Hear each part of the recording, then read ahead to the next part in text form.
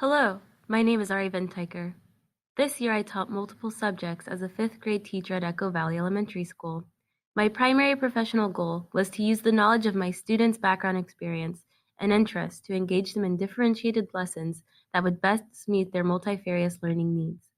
In this I saw much growth within the teaching profession standards from my initial assessment to my final assessment. I measured my success in my students' levels of engagement in the lesson and their demonstration of skills through informal and formal assessments. My areas of strength are a result of my creativity and my determination to make my classroom a safe and engaging place where my students are excited to learn and explore alongside their classmates. I challenged myself to incorporate a variety of assessments where my students could best demonstrate mastery of a skill or understanding of content.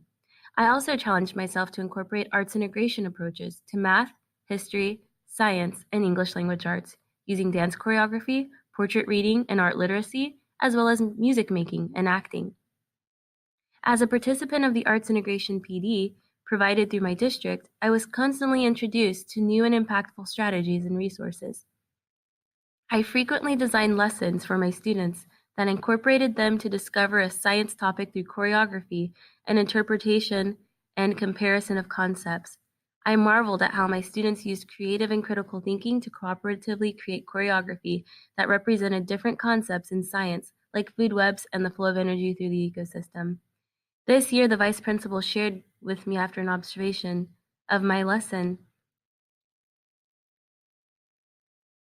that I have grown in my professional development.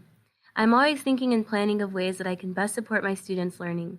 Next year, my professional growth goals will be centered around establishing stronger classroom management and supports for positive behavior, specifically with opportunities throughout the week for students to self-assess, monitor, and set goals for their own behavior and participation in the lessons.